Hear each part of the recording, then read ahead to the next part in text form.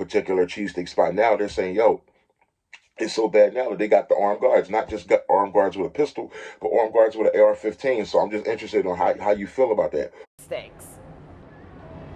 Well, Shari and Gray, some customers say they appreciate the armed agents to keep them safe when they are out and just trying to eat. However, others argue it's alarming to see an AR-15. I'm so excited. The food has always been good. In my opinion, the best cheesesteak in town. Residents are thrilled the original Jim's West Steaks in West Philadelphia is back in business. Thank you. But this time, customers can expect to see armed agents out front. The violence has spiked. It goes up and down.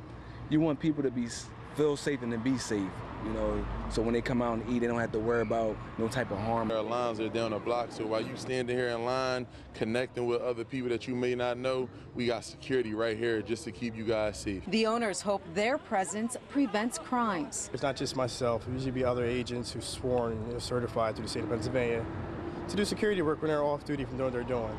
All of us are former military, police, law enforcement background. Other business owners have hired armed agents too, including the Carco gas station in North Philadelphia. As a business, if you want to secure your business and you want to make sure everybody's safe, you got to spend that extra money. While some customers support the enhanced security, Safety and good food is always a plus. If it deters it, I can't complain, I guess. But, you know, I'm not exactly a big fan of guns, but I get it. Others think it's not necessary outside of Jim's West. Now, North Philly, where that gas station is, where the guys out there with a machine gun, I can understand that. But here, it's a little overkill. Even if you just had an armed guard, okay, but just walking around with a machine gun, it's not family friendly. I'm here to protect you.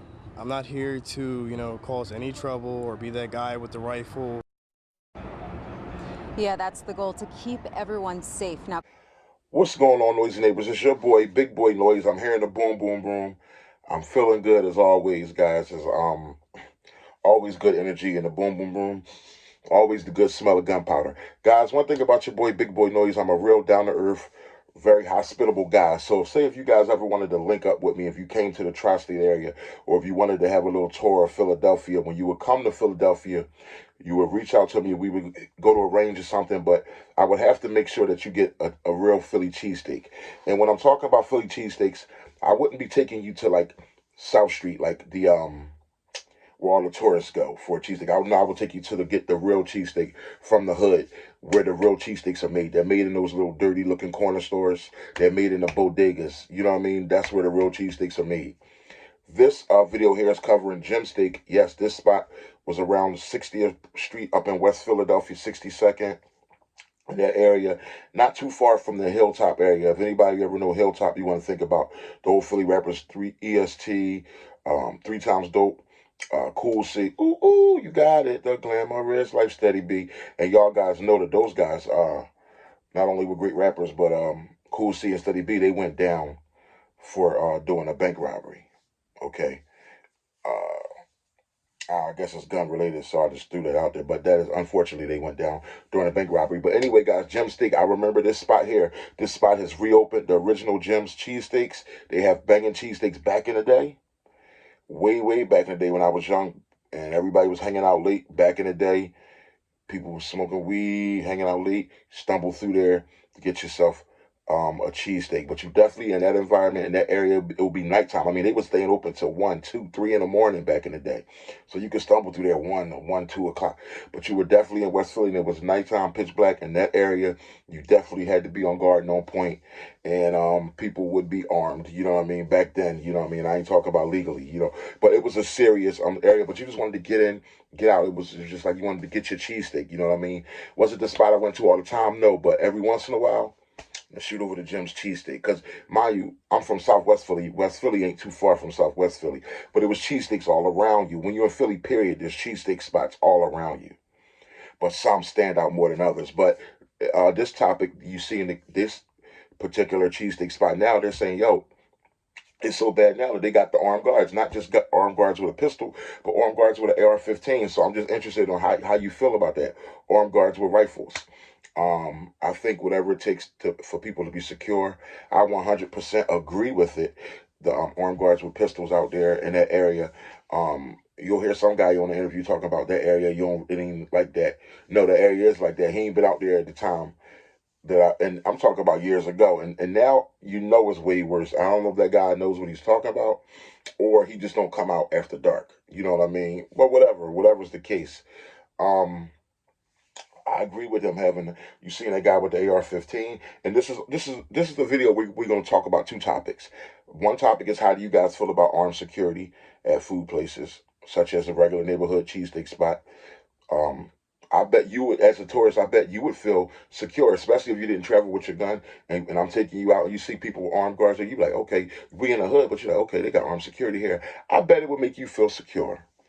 Not that your boy, Big Boy Noise, wouldn't have his gun on him, but I'm just saying, I bet it would make you feel secure if you just chose to travel without a firearm. You didn't go through all that at the airport. Okay, that's one topic we're going to talk about.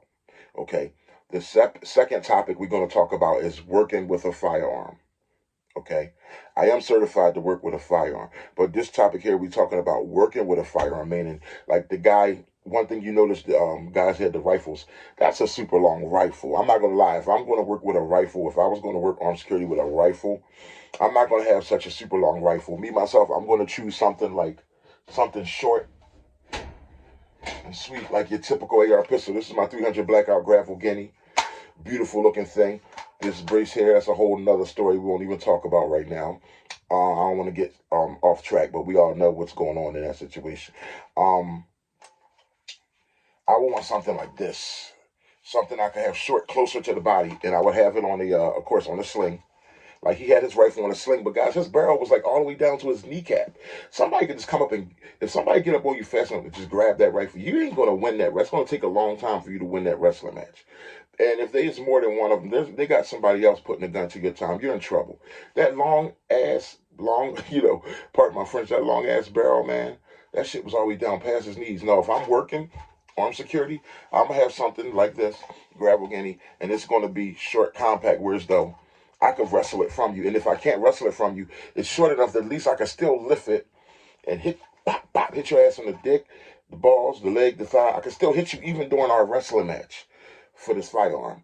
But to tell you the truth, if somebody was to go up and try to take my AR pistol from me, I wouldn't even, I'm going to make sure I could conceal it hard with one hand, but with the other hand, you could believe I'm shanking you up. Or with the other hand, I'm grabbing my pistol.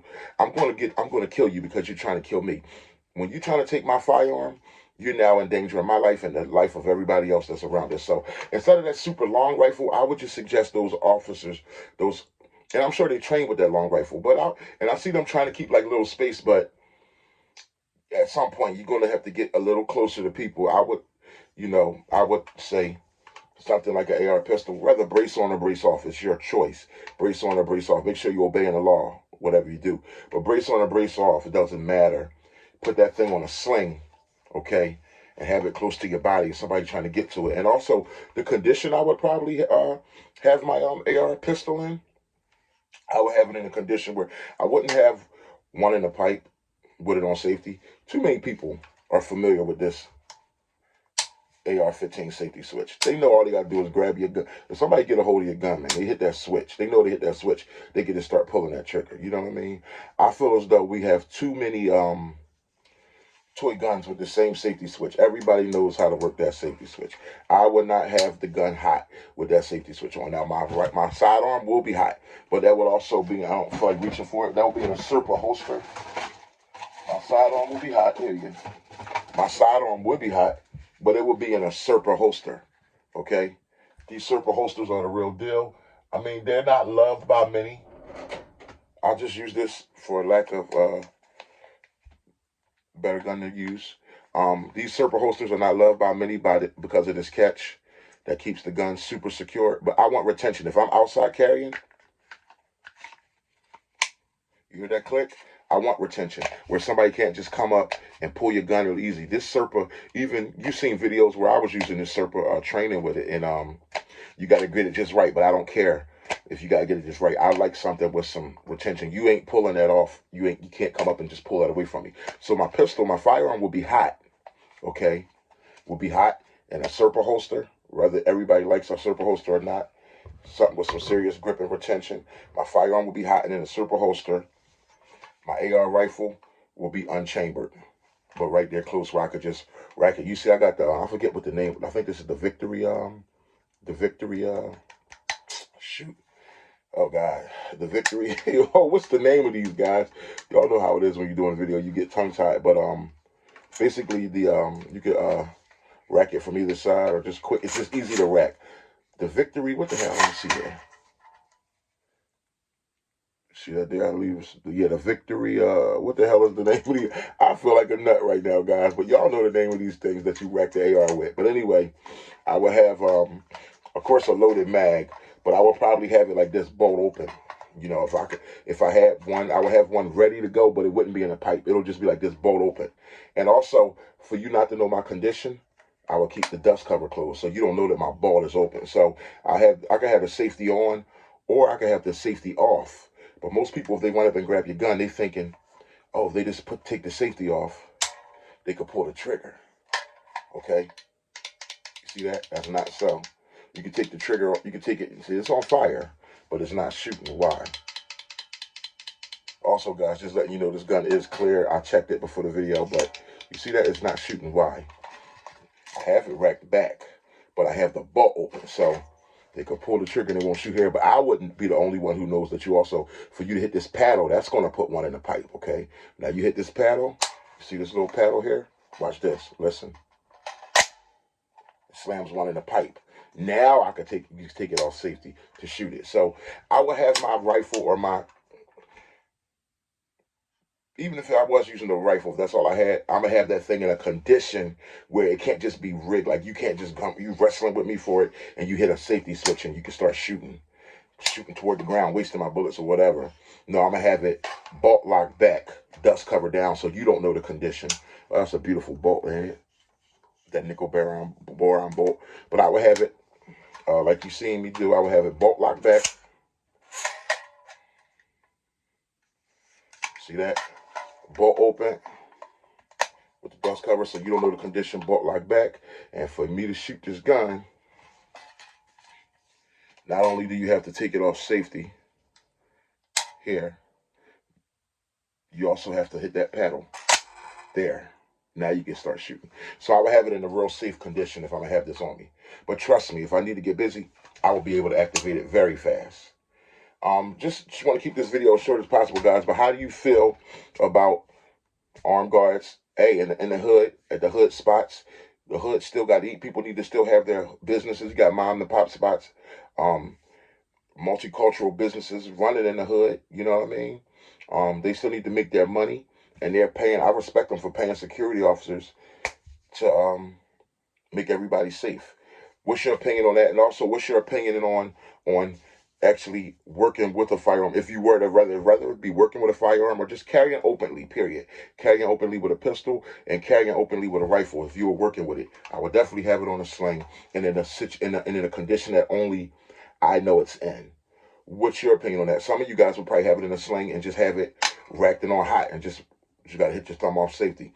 You guys let me know your opinion. I know some people trained in different techniques to fight to get their rifle back and all that. But I would definitely prefer a pistol. That's why I think these things come in handy rather than a super long rifle if I'm actually working a security detail.